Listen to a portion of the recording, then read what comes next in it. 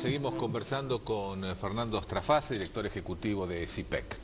Bueno, Fernando, había quedado planteada esta pregunta. ¿Qué temas viste vos en esta campaña electoral de Estados Unidos que entendés que debemos, no digo copiar porque eso es imposible, pero bueno, mirar con atención, procurar con sus matices incorporar a las prácticas políticas argentinas? Tuve una gran oportunidad, que fue una invitación que recibí para estar presente en uno de los 3 debates presidenciales. En el segundo que se realizó en la Universidad de Hofstra, en New York, con 80 vecinos que hacían preguntas a los candidatos vecinos que habían sido seleccionados de un grupo de personas que se habían autodeclarado indecisas. Y la verdad que uno vio ese debate presidencial, vio la forma en que se llevó a cabo, vio los temas que se discutieron, y si hay algo en lo cual en la Argentina se podría mejorar es que una elección presidencial la protagonice la discusión de los temas de la agenda estratégica del país. Uno veía los intercambios entre Obama y Romney y eran intercambios referidos a qué marco de políticas atendería mejor objetivos de país, como por ejemplo crear trabajo, como por ejemplo aumentar la seguridad nacional, crear oportunidades de desarrollo económico, mejorar la inclusión social.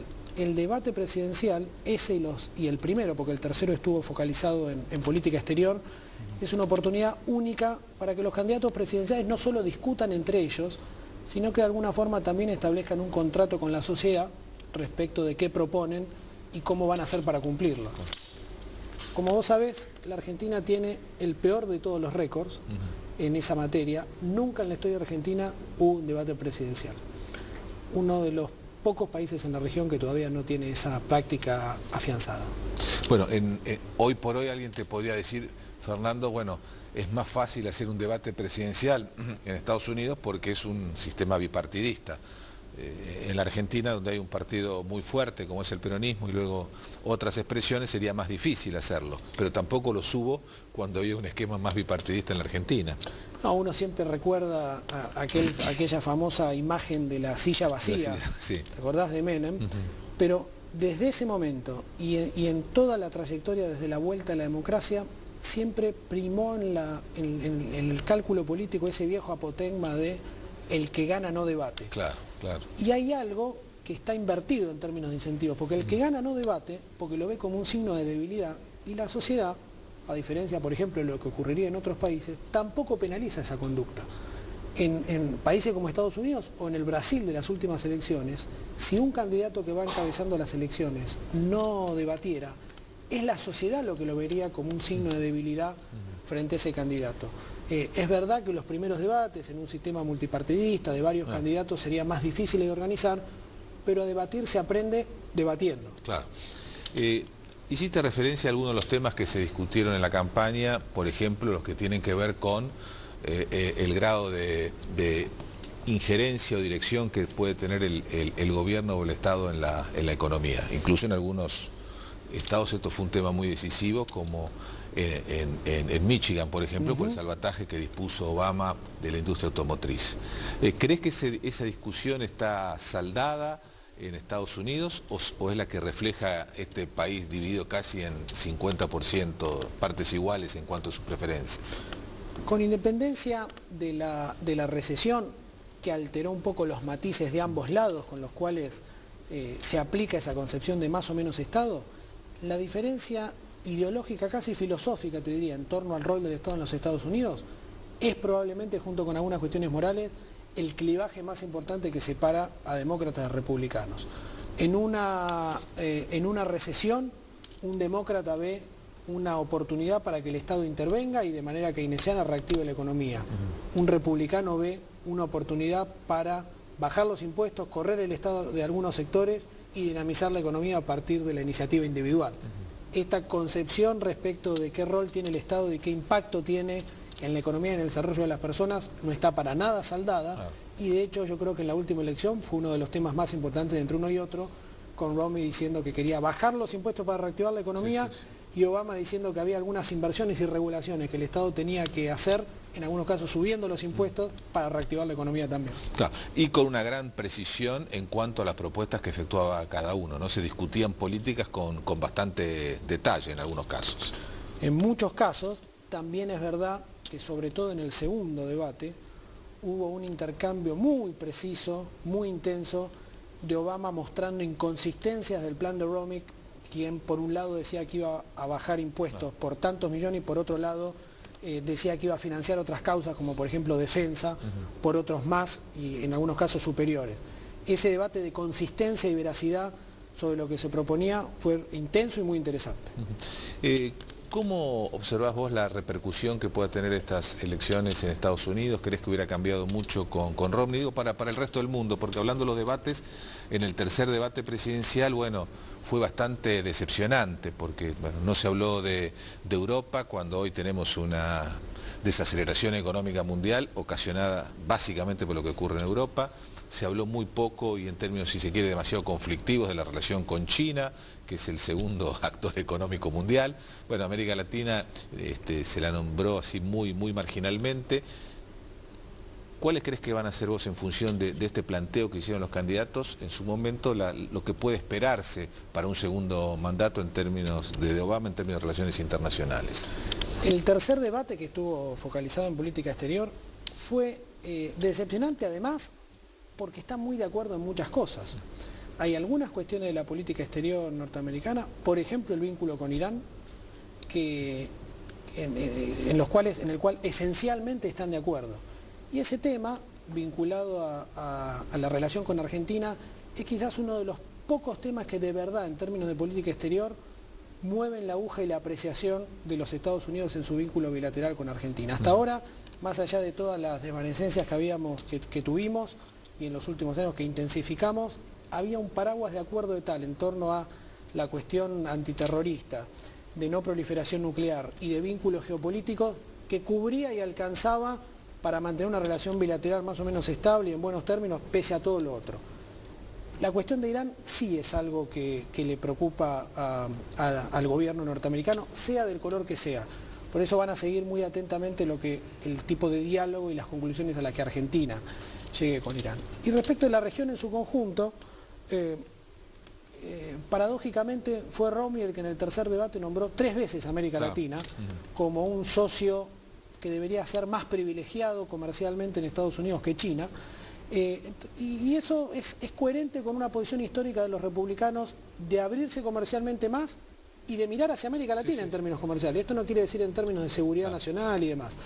Por lo tanto, de una administración demócrata cabría esperar continuidad de estas políticas y también incluso continuidad de cierto abandono estratégico del vínculo con América Latina, ¿no? Salvo a través de México por las cuestiones de seguridad y narcotráfico y Brasil como socio geopolítico para el resto de la región.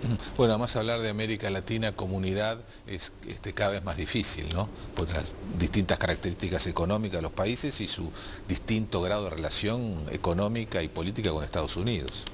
Sí, de esa América Latina diversa, como decíamos antes, México pesa por cuestiones muy puntuales, Brasil por la escala, y después se hace esa síntesis quizás extrema de 2 grupos de países, ¿no? Los Brasil, Uruguay, Colombia, Chile, Perú, y el otro grupo en el que, según esa visión, integramos junto con Venezuela y algún otro, ¿no? ¿Cómo viste el tema del financiamiento de las campañas, ¿no? Que se volvió a hablar nuevamente del gran peso que tienen los intereses económicos al tener que financiarse campañas que son cada vez más costosas? De nuevo, se siguen batiendo récords en términos de tamaño del financiamiento. De nuevo también los republicanos, o de nuevo no, porque en la campaña anterior del 2008 los demócratas, a partir de una movilización popular muy grande de Obama, habían logrado superar en financiamiento a los republicanos, pero en este caso a los republicanos no les faltó dinero. Los últimos días tuvieron toda la inversión que querían en términos de avisos publicitarios en los estados que definían, pero paradójicamente, y esto también volvió a sorprender a muchos, fueron los debates, especialmente el primero y el segundo, los que por primera vez movieron el ritmo de la campaña. Romney tuvo una performance excepcional en el primero y Obama una muy mala, 70 millones de personas vieron el primer debate, la audiencia más grande después del Super Bowl, y eso le dio a Romney un aire en su campaña y un ritmo diferenciador que lo mantuvo hasta el segundo, después se emparejó y algunos dicen que la cuestión del huracán interrumpió la campaña y terminó beneficiando un poco a Obama, que lo mostró más como presidente en ejercicio. Claro, enfrió un poco el partido en el momento en el que estaba creciendo Romney. ¿Cómo viste, y también esto referido a las comparaciones que podemos hacer con la Argentina, la relación entre los actores políticos? Porque, bueno, por un lado tenemos la persistencia de campañas negativas muy fuertes, sobre todo en las elecciones para cargos legislativos. Al mismo tiempo, bueno, se observa una gran civilidad a la hora de los debates. Por otro lado, tenés que cada vez es más difícil encontrar que republicanos voten iniciativas demócratas y viceversa. A su vez, los presidentes, los expresidentes tienen un diálogo que en no todos los demás países se reflejan. Incluso vos escribiste una nota muy interesante al respecto. ¿Cómo calificarías la relación que se da entre los distintos actores políticos y qué podríamos tomar nosotros de eso? Estados Unidos no es un país exento de conflictividad política, al contrario, y los niveles de polarización que uno encuentra en el debate público son tan o más intensos que lo que uno muchas veces caracteriza en la Argentina. Pero hay un proceso a partir del cual se discute, se dialoga, se encauza ese conflicto, se administra ese conflicto. Y las máximas figuras de los partidos en algunos momentos dan señales muy claras ante la sociedad de que el conflicto en algún momento termina en una institución que es más importante que las preferencias individuales de los actores. Vos fíjate que cuando termina el debate hay un momento muy simbólico de los debates, que es no solo que se dan la mano, sino que cada uno invita a sus familias a que suban al escenario y se saluden. Es un momento en donde de alguna forma le ponen coto a las diferencias y al conflicto. A nivel de mandos medios, en las elecciones locales, en las elecciones estaduales, el conflicto es muy fuerte, hay muchísimo intercambio verbal, muchísimo intercambio hasta incluso de historias personales, pero en el momento incluso cuando la elección ya está jugada y es el momento de dar los resultados y dar el discurso de aceptación, lo vimos el otro día con Romney, vuelve a la normalidad esta cuestión de ahora es la hora de gobernar para algunos, de controlar para otros, ¿no? Sí, bueno, el mensaje de Romney fue un mensaje poco político, más bien un mensaje de tipo personal, ¿no?